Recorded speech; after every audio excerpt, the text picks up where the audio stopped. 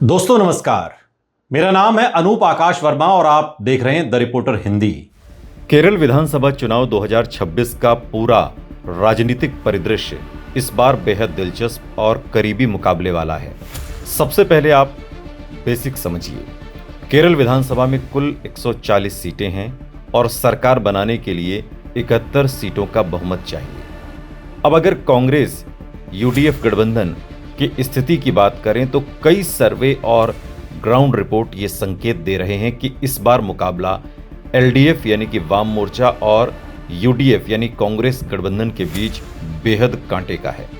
कुछ opinion polls में UDF को 58 से 69 सीटों तक दिखाया गया है, जबकि एलडीएफ को लगभग 61 से 71 सीटें मिल सकती हैं। यानी चुनाव पूरी तरीके से नेक टू नेक है, लेकिन इस कांटे की टक्कर में भी कांग्रेस गठबंधन आगे दिखाई देता है। अगर कांग्रेस की संभावित सीटों का यथार्थवादी आकलन करें तो तीन स्थिति बनती है। बेस्ट केस क्या है?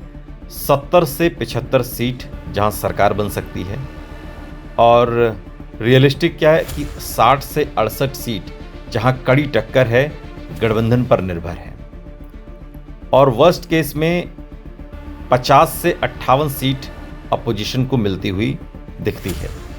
कांग्रेस की जो मजबूत पकड़ वाले क्षेत्र हैं केरल में, कांग्रेस की जो ताकत है वो परंपरागत रूप से मध्य और दक्षिण केरल में ज़्यादा है, खासकर एर्नाकुलम, कोट्टायम, पथानामथिट्टा, इडुक्की। यहाँ ईसाई वोट बैंक और कांग्रेस की मजबूत संगठनात्मक पकड़ है। मलप्पुरम, IUML जो कांग्रेस की सहयोगी है, उसकी वजह से यहाँ पर मजबूती है। तिरुवनंतपुरम और कोल्लम की कुछ शहरी सीटें यहाँ कांग्रेस और बीजेपी दोनों की चुनौती के बावजूद कांग्रेस यहाँ पर आगे दिखाई देती है। संभावित जीत या मजबूत सीटों की अगर बात करें तो कांग्रेस जिन सीटों पर जीत सकती है या मजबूत है उसमें पेरावूर, इरिक्कूर, एलुवा, एर्नाकुलम, थालस्सेरी, जहां पर कांग्रेस के उम्मीदवार उतारे गए हैं। पलक्कड़ परंपरागत कांग्रेस की सीट है, हालांकि इस बार बीजेपी यहां चुनौती दे रही है। इसके अलावा वट्टियूर कावु, नेमोन, थ्रिशूर, यहां पर त्रिकोणीय मुकाबला है। इसके अलावा लगभग 10 से 15 स्विंग सीट्स हैं जहां मामूली वोट स्विंग से नतीजे बदल सकते हैं, और जो कड़ी टक्कर जिन सीटों पर होनी है उसमें नेमन है, कझाकोट्टम है, त्रिशूर है, ओल्लूर है, परासला है। इन सीटों को बेल वेदर माना जा रहा है। जो पार्टी यहाँ जीतती है अक्सर वही राज्य में सरकार बनाती है। कांग्रेस की सबसे बड़ी ताकत क्या है? एंटी इनकम्बेंसी यानी जो विरोधी लहर है। 10 साल से एलडीएफ सत्ता में है और कुछ रिपोर्ट्स में जनता की नाराजगी दिख भी रही है। दूसरा, यूडीएफ का मजबूत गठबंधन, IUML, केरला कांग्रेस जैसे दलों का समर्थन, संगठन और कैडर बेस, खासकर चर्च और अल्पसंख्यक वोट। विकल्प की जो राजनीति है, एलडीएफ के मुकाबले परिवर्तन का नैरेटिव दिखाई दे रहा है। राहुल गांधी पहले वायनाड से सांसद रहे और अब प्रियंका गांधी वहां से सांसद हैं, और इसका असर खासकर उत्तर केरल, मलप्पुरम, वायनाड, कन्नूर में साफ तौर पर दिखाई भी देता है। राहुल गांधी की रैलियों में भीड़ उमड़ रही है, कांग्रेस के पक्ष में माहौल बनता दिख रहा है। अल्पसंख्यक और युवा वोटरों पर असर है।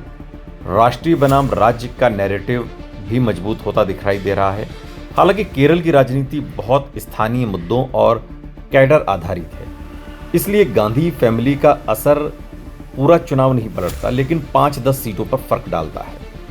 राहुल गांधी का यह बयान कि प्रधानमंत्री मोदी के नियंत्रण में केरल की सरकार है, एक राजनीतिक नैरेटिव है जिसका असर सीमित लेकिन रणनीतिक है। केरल को विपक्ष की असली आवाज दिखाने में मदद इस तरीके के बयानों से मिलती है। एलडीएफ और बीजेपी के बीच सॉफ्ट अंडरस्टैंडिंग का आरोप भी लगातार लगता रहा, लेकिन केरल में मतदाता काफी राजनीतिक रूप से जागरूक हैं, इसलिए यह बयान निर्णायक नहीं बल्कि सहायक फैक्टर है। सवाल है कि किसे नुकसान होगा, तो सबसे बड़ा नुकसान एलडीएफ यानी वाम मोर्चा, एंटी इनकम्बेंसी और वोट स्विंग का है, और कुछ हद तक बीजेपी, क्योंकि कांग्रेस मजबूत होने पर विपक्षी वोट एकजुट हो सकते हैं। कुल मिलाकर केरल 2026 एक बहुत करीबी मुकाबला है। कांग्रेस के पास सरकार बनाने का मौका जरूर है, लेकिन ये पूरी तरह स्विंग सीट्स और छोटे वोट प्रतिशत के अंतर पर निर्भर करेगा। अगर कांग्रेस 3 से 4% अतिरिक्त वोट स्विंग हासिल कर लेती है तो वो 70+ सीटों के साथ सरकार बना सकती है, वरना ये चुनाव फिर से एलडीएफ के पक्ष में जा सकता है।